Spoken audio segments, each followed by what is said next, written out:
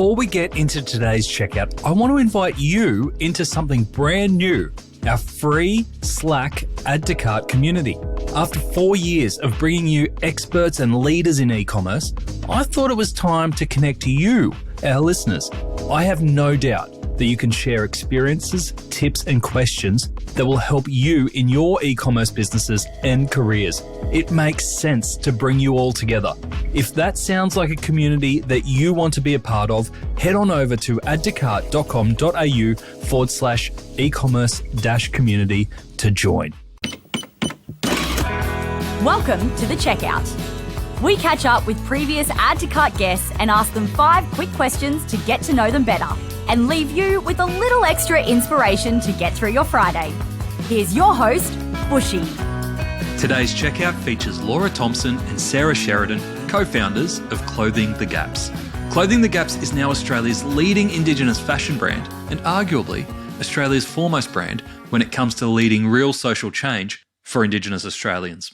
Laura, Sarah, welcome to The Checkout. We've heard all about Clothing the Gap's mission and some of the incredible things that you're up to. But we're here to learn a little bit more about you both. So I've got 5 quick questions for you. Number 1, what's the weirdest thing that you've ever bought online? Oh, God. Shit. I've bought, I have a dog, George, and I once on Marketplace in lockdown bought some secondhand Kong toys, and I get everything delivered to work, and one of the warehouse team brought them up, and he was really excited because he thought he knew what it was, and I played a game on him, played a bit of a trick on him because he was feeling the package thinking that it was something else, and he freaked it out, but it was actually just Kongs. Everyone knows what Kong dog toy. So I scared the living daylights out of him. It was so funny. Poor bugger. Mine's not that exciting, but Cez and I were working in prisons and had to bring a clear bag. And the bag I brought to carry all our cords in was about this big. I said, Cez, I got some clear bags. She was so proud of herself because we've been having this, in our health promotion, we, ran health promotion programs in prison for 3 years. And there was this real issue about, everything had to be clear, but laws didn't read the dimensions correctly. And we had these itty bitty little clear bags. So cute for a sandwich. All right, number 2, who is your favourite retailer? Oof. I don't know. I'm going to put it out there. I've been Patagonia collab. If you're interested, hit us up. Yeah. My favourite retailer that I feel like is doing really cool stuff at the moment, they're quite small. They're based in Australia. They're called Worn for Good. What they do is they work with, and they nail it.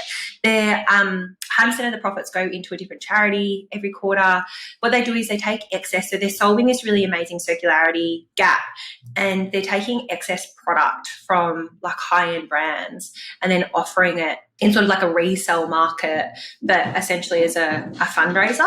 Their comms are they're beautiful. So Worn for Good. Okay. And one of the things about Patagonia that I love is their loyalty program that sort of rewards you for actions you take and not just what you buy. Yeah, they do it so well. All right, number 3, which e-commerce practice do you wish was history? Oh, we'd have to know what they were to know. Yeah. I mean, things I don't like on e-commerce, maybe? I don't know. Yeah. Genuinely, I think people often say to Laws and I, you do things outside of the box so often. It's because we actually don't know where the box is. We just do. We both shop a lot. We know what a really good experience looks and feels like. So I honestly think if we didn't think that e-commerce practice made sense, I just think we've worked around it and got it out of our process because we don't think it makes any sense. There's some things that I think are harder than what it should be in Shopify still, Oh, yeah, back in stock stuff. Why isn't that just easier? And bundles are still tricky. Pre-sale, there's weird things around pre-saling. There's things that are just annoying. Why can't we just add date of birth straight away so we can do loyalty? Some of those things I think could be easier and built into the program that aren't separate apps. Yeah. And you gave a great tip in the main episode of how easy it is to add traditional place names into delivery addresses as well, using Shopify, integrate into Australia Post as well. So that was a great tip as well. So lots there. All right, number 4, can you recommend a book or a podcast that our listeners should immediately get into?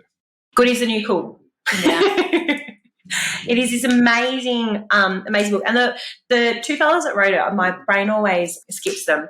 But Good is the New Cool speaks about businesses essentially doing better, but also just goes through the ethos of it can't be a crappy product in the process. Like, you have to have a kick-ass product and a kick-ass purpose. Like, the two are not mutually exclusive. Yeah, nice. Look, I would second says on that. Like, there's a lot of merch with a message, and a lot of it's giveaway, and it's a shitty quality, and it's bad for the environment. It's not made ethically, and most people just wear them as 90s to bed.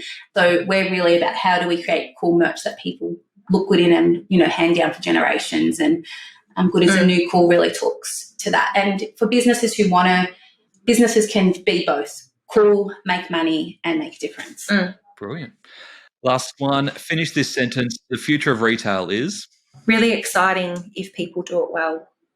I guess the first thing that comes to mind is the future of retail can make history and make change. Beautiful. And there's no one making a lot more change than you guys. So congratulations on what you're doing at the moment and your plans for the future. Really exciting, and good luck over the coming weeks, as it's going to be no doubt a bit of a turbulent time. So thinking of you, and hope it goes really well. Thanks, Nathan. Thanks, Nate. To hear more from Laura and Sarah, jump back into episode 337, where they share the amazing engagement metrics that they generate. We're talking almost 50% customer return rate. We'd all like that.